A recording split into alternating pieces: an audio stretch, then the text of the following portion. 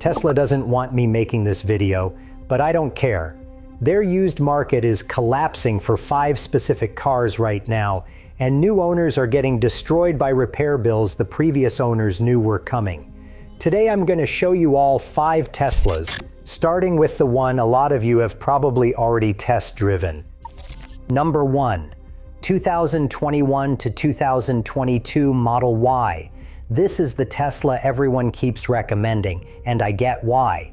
The interior is huge, you are getting around 300 miles of range, and the used market is flooded with them at prices that look almost too good to pass up.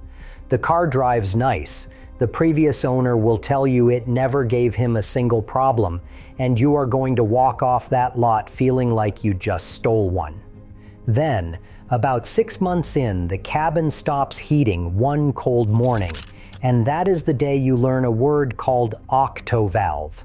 The octovalve is the part Tesla built to handle all the heating and cooling in the entire car. One single piece running the battery temperature, the drive units, the heat pump, and the cabin air conditioning. Brilliant when it works. The problem is, on the early Model Y, it does not always work. In cold weather, it sticks. And when it sticks, you lose your defroster, you lose your heat, and your battery cannot warm itself up for fast charging. The federal safety regulators issued a recall in February 2022 on about 26,000 of these vehicles for exactly this reason. Tesla pushed an over-the-air software update to fix it. Owners were still reporting the same problem on the latest software months later. Out of warranty, replacing that octovalve assembly with the super manifold and the refrigerant work runs you between $3,000 and $8,000, depending on what else broke when it failed. I had one of these in my shop last spring. It was a 2021 Model Y with a second owner. He had bought it certified pre-owned from a dealer for $34,000. He brought it to me because the cabin heater had stopped working, and the air conditioning was making a weird whining noise. We pulled it apart and found 3 problems at once. The super manifold was cracked, coolant was getting where it should not be, and one of the high voltage battery coolant connectors had split open. Tesla wanted $17,000 to fix all of it. The owner was a 28-year-old, and when I told him the number, he just sat down in the waiting area and stared at the floor. That high voltage battery issue is the second landmine on this car. The plastic coolant connectors on the bottom of the pack are exposed to whatever the road throws at them. A small impact, a small leak, and Tesla denies the claim by saying outside damage caused it, which the warranty does not cover. A real example, a guy named Simo Esakri, with a 2025 Model Y and less than 20,000 miles, got a $17,000 quote from Tesla and a denial letter saying outside damage caused the failure. He never hit anything. So the play here is simple. If you are shopping a 2021 or 2022 Model Y on the used market, you are playing a coin flip. Heads, the octovalve holds. Tails, you owe Tesla half what the car is worth. Now this next one is the Tesla I actively beg my customers not to buy. Number 2, the 2016 to 2018 Model X. The Falcon Wing doors. That's the whole story right there. Tesla designed these doors to be the centerpiece of the whole car. Big dramatic upward swing, sensors everywhere, hydraulic struts, the works.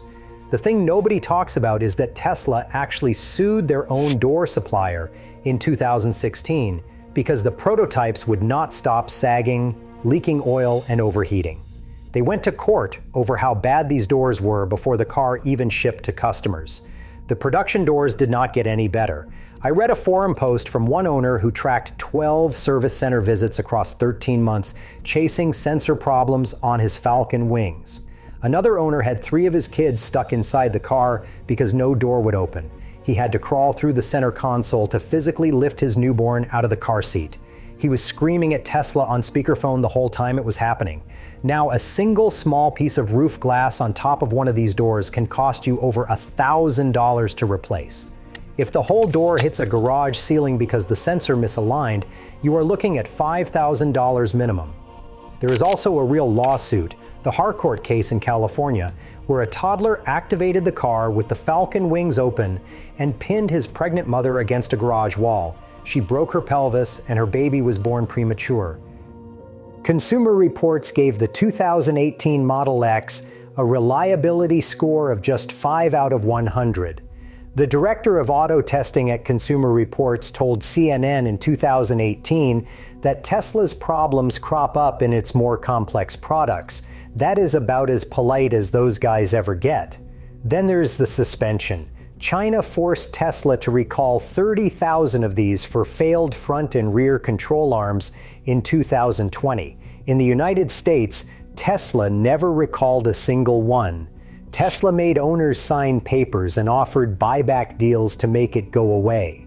One owner in Toronto had one suspension visit on his 2017 Model X, and it cost him 10,000 Canadian dollars out of pocket, and the high voltage battery on a 90 kilowatt hour or 100 kilowatt hour pack cost between $17,000 and $26,000 to replace.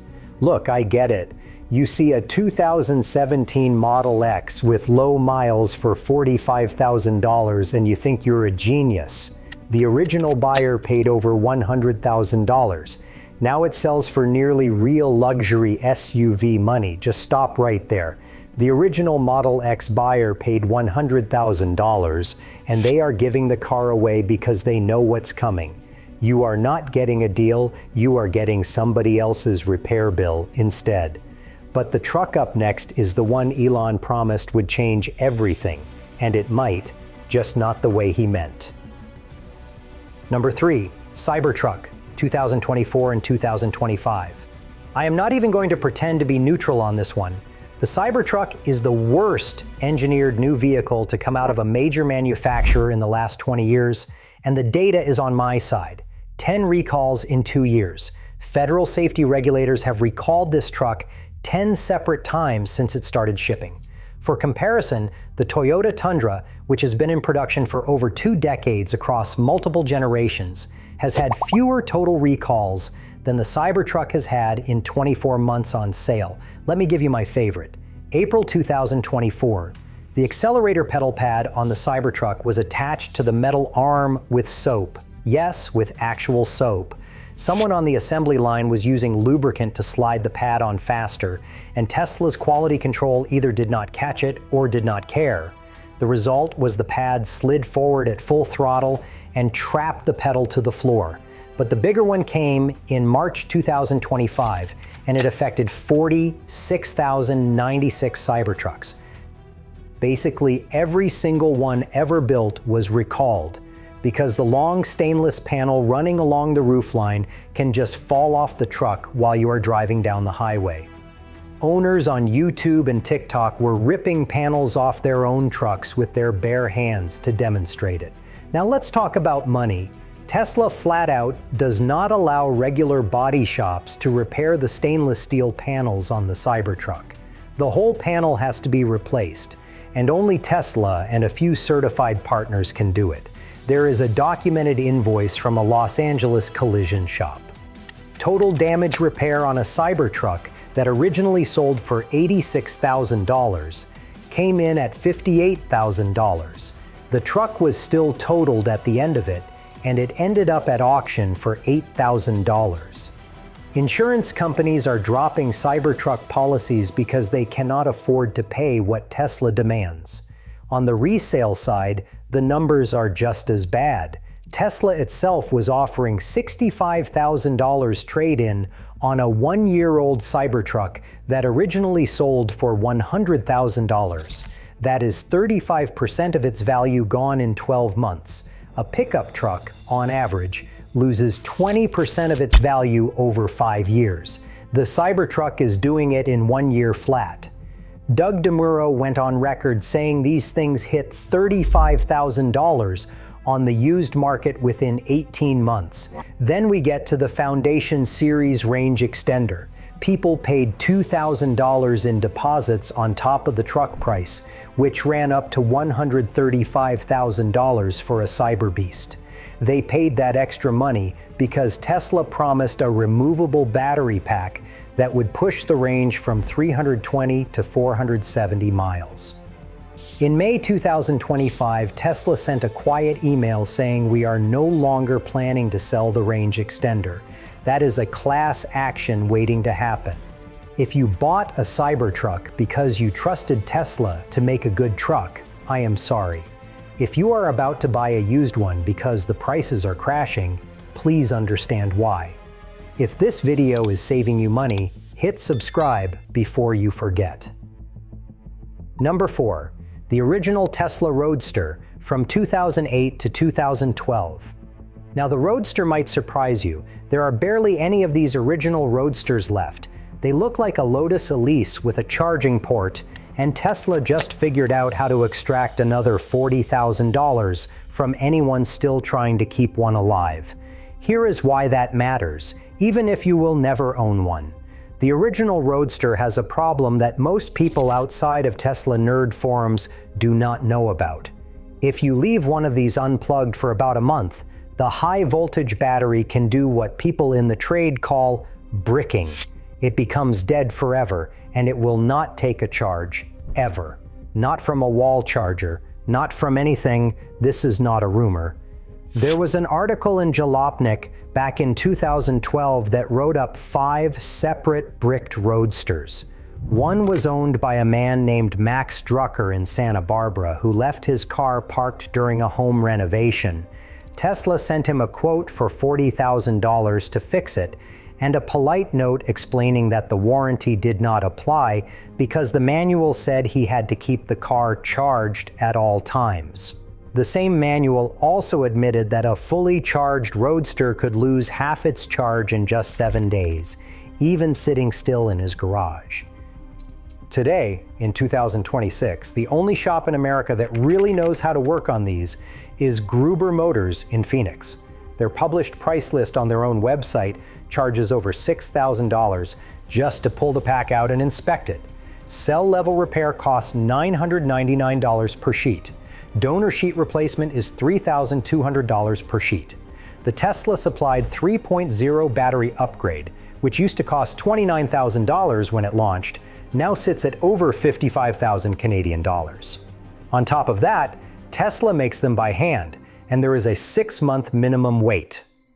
Original Roadsters are selling at auction for around $40,000 right now, less than the cost of one battery service. So if you ever inherit one, or your rich uncle dies and leaves you his garage, my advice is simple: sell it and do not try to be a hero. Number 5. Early Model S, 2012 to 2015. I saved this one for last because it's the one that broke me. After about the 3rd customer in a row came into my shop with the same Model S story, I started keeping notes on a pad of paper next to my coffee maker. Every single thing on these cars is failing in roughly the same window. The main computer has an 8 GB memory chip in it that burns out from overlogging in 3 to 5 years. Federal safety regulators finally forced Tesla to recall about 158,000 of these cars to fix it, but the recall only swaps the chip. It does not give you the upgraded computer. Out-of-pocket cost for that upgrade is $2,500 to $5,000.